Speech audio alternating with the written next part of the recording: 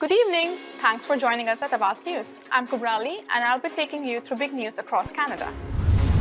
Devastating, one person killed, another rushed to hospital following double shooting in Vaughan. Labour human trafficking investigation linked to 3 provinces nets 4 arrests. Kitten thrown from vehicle on highway 403 is recovering after surgery to amputate leg. Police. Canada-Saudi Arabia restore full diplomatic ties, a point in voice after 2018 spat. 3-year-old who died in Ajax drowned in backyard pool. Police. Man wanted after assault in Toronto leaves victim with significant eye injury. Ford says Crombie running for Liberal leader is a slap in the face to Mississauga. Those were the headlines, and now let's jump through the details. Ontario Premier Doug Ford called Bonnie Crombie's Liberal leadership run a slap in the face to the residents of Mississauga. My first reaction is what took you so long, Ford said Wednesday while at an unrelated news conference in London Wednesday morning. She's been campaigning for 5 years. Crombie officially announced Monday that she has formed an exploratory committee to look into running in the Ontario Liberal Party leadership race. It's the next logical step for the politician who in early May could be seen rubbing elbows with high-profile politicians and strategists at the Liberal National Convention in Ottawa. The Mississauga mayor spoke with the media on Tuesday, calling herself a centrist who would focus her leadership run on addressing what's broken in Ontario. Our healthcare system is broken. Our education system, our educators are broken. The download into municipalities, of course, that's something I face day to day as the mayor of the 3rd largest city in Ontario. It has to stop, she said on Tuesday. She also said she would not leave her position as mayor as she prepares for the leadership bid, adding that she would campaign on weeknights and weekends.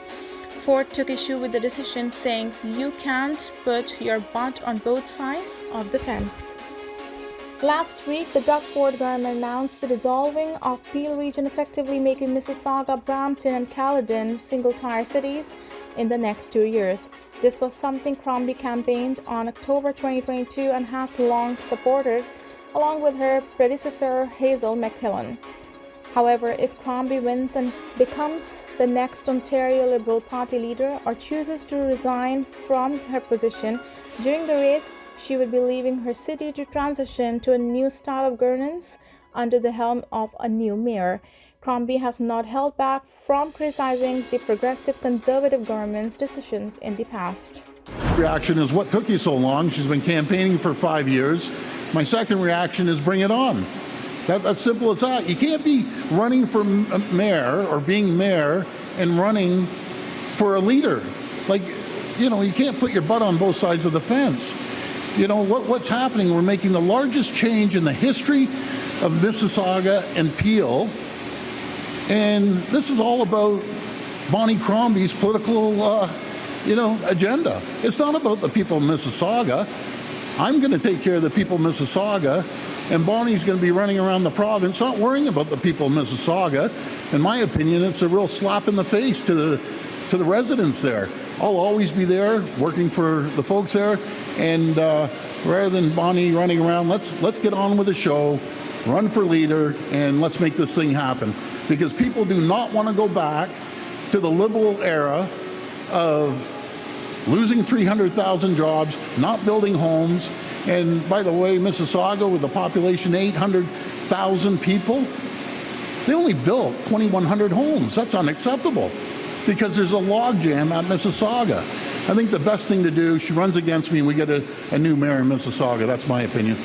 Police say a months-long labour trafficking investigation with links to 3 provinces has led to 4 arrests. Ontario Provincial Police officers carried out arrests in the Toronto area and Simcoe County last week in connection to an investigation launched in February into the suspected trafficking of Mexican laborers. The 4 accused, between the ages of 27 and 72, face charges of human trafficking and receiving material benefits from trafficking. Police said the alleged victims, 3 men between the ages of 27 and 42, were recruited online, promised work permits and good-paying jobs in Canada. In a statement, Inspector Jordan Whitesell says the investigation supported by federal border agents, Ontario's Labour Ministry, and police from across the province is a stark reminder that human trafficking remains a largely clandestine and complex crime that easily goes unnoticed. Police in Burlington say a kitten thrown from a moving vehicle on Highway 403 last week is recovering at a vet clinic after undergoing surgery to amputate her leg.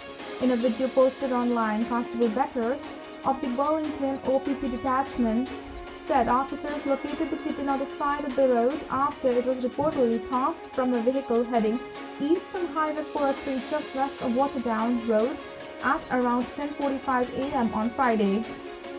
Becker said the cat broke its right leg in two places during the fall and the injuries were so severe that the limb had to be amputated. Beckers noted that the witnesses who immediately called police to report the incident likely saved the animal's life. Investigators are asking any witnesses who have not yet contacted police to come forward. In a tweet, police noted that the vet clinic offered the kitten treatment free of charge. Canada and Saudi Arabia are normalizing diplomatic relations and appointing ambassadors 5 years after the Liberal government's public comments on women's rights led Riyadh to expel the top Canadian envoy. In 2018, Global Affairs Canada tweeted that it wanted Saudi Arabia to immediately release human rights activists who had been detained. Both countries maintained their embassies, but Saudi Arabia downgraded its presence in Ottawa and halted trade talks with Canada, saying it was unacceptable for the Canadians to weigh in on Saudi Arabia's justice system.